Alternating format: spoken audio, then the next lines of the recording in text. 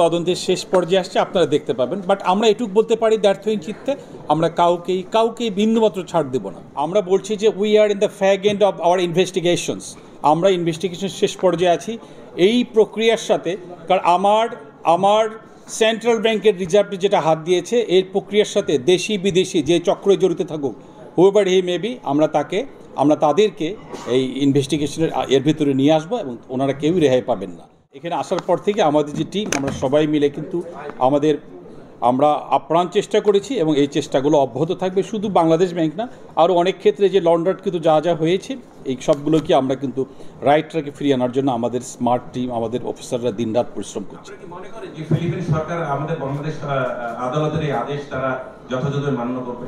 ইতিপূর্বে আমরা বলেছি এই অর্ডারগুলো সার্ভ করা হয়েছে, কারণ এটা একটা অর্ডারে চলে, এটা না মান্য করার কোনো কারণ নেই। It's a court order.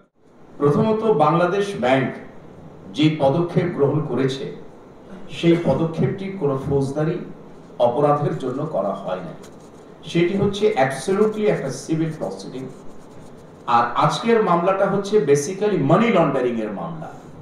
Money laundering এর মামলার ক্ষেত্রে সিআইডির দায়িত্ব হচ্ছে ইনভেস্টিগেশনটাকে কনক্লুড করে এই লন্ডারিং এর সাথে যে সমস্ত দেশে বিদেশে যেই সমস্ত ব্যক্তি বা প্রতিষ্ঠান জড়িত, তাদেরকে চিহ্নিত করা এবং চিহ্নিত করার শেষে অতি দ্রুততার সাথে এই মামলার পুলিশ রিপোর্ট সাবমিট করা।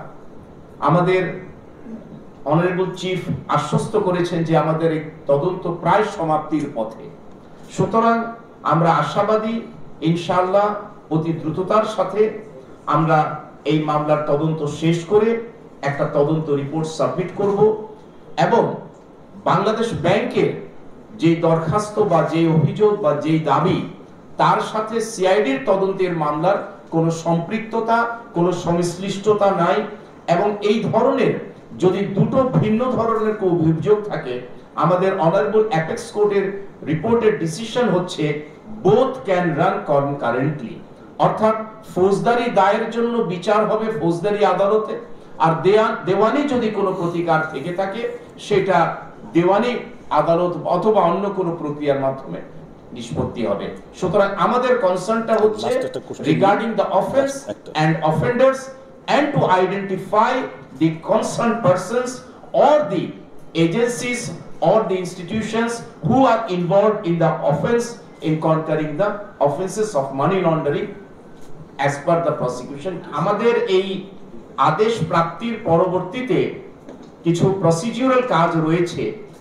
তবে হ্যাঁ, যেহেতু এটি একটি স্পেশাল কোর্টের অর্ডার, অর্থাৎ স্পেশাল জাজের অর্ডার, এই অর্ডারটা দ্রুততার সাথে তামিল করার যাদের দায়িত্ব রয়েছে, তারা নিশ্চয়ই তামিলের ক্ষেত্রে অবহেলা করবেন না।